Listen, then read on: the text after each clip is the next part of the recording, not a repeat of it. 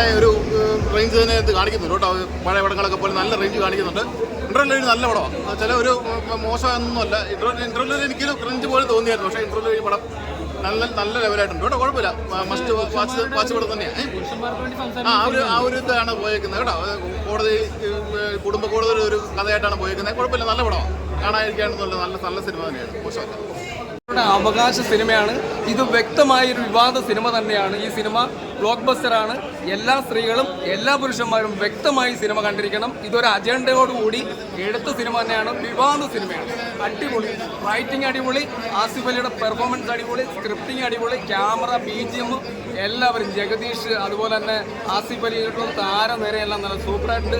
എനിക്ക് ഏറ്റവും ഇഷ്ടപ്പെട്ടതിനകത്ത് വക്കീലായിട്ടൊരു ഒരു നടി അഭിനയിച്ചിട്ടുണ്ട്. ആ പെണ്ണിൻ്റെ പേര് എനിക്കറിയില്ല. നല്ല കിടിലം പെർഫോമൻസ് ആണ്. ആ പെണ്ണിൻ്റെ ഓരോ ആക്ടിങ് അടിപൊളിയാണ്. നല്ല ഭാവിയുള്ള ഒരു നടിയായിട്ട് മാറും. അടിപൊളി. എന്തായാലും മസ്റ്റ് വാച്ച് പടം ഉണ്ടോ? അടിപൊളി. ഇതൊക്കെ ഭയങ്കര ചർച്ച ചെയ്യപ്പെടാൻ ചാൻസ് ഉണ്ട്.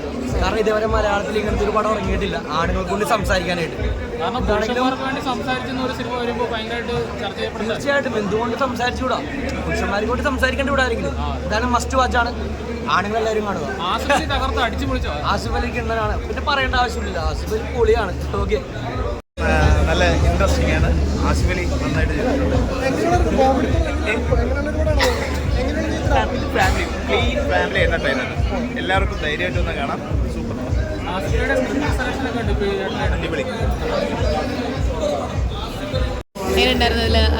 എല്ലാ തരത്തിലും എല്ലാവരും ഒരാളെ കുറച്ച് പറയാനില്ല. എല്ലാവരും നന്നായിട്ട് ഇതുവരെ നമ്മൾ വിചാരിച്ചിരുന്നതിലൊക്കെ വ്യത്യാസമായിട്ട് ആണുങ്ങൾക്ക് പറയാൻ ഒരുപാട് കാര്യങ്ങളുണ്ട് എന്നുള്ളത് മനസ്സിലാവുന്നുണ്ട്. എപ്പോഴും കൂടുതൽ സ്ത്രീപക്ഷ സിനിമകളാണല്ലോ വരുന്നത്. ഇതൊരു പുരുഷപക്ഷ സിനിമയാണ്. സംസാരിക്കാനുള്ള ഒരു കാണാനും കേൾക്കാനും പറ്റിയൊരു അവസരം കൂടിയായിട്ട് ഒരുപാട് ഇഷ്ടമായി.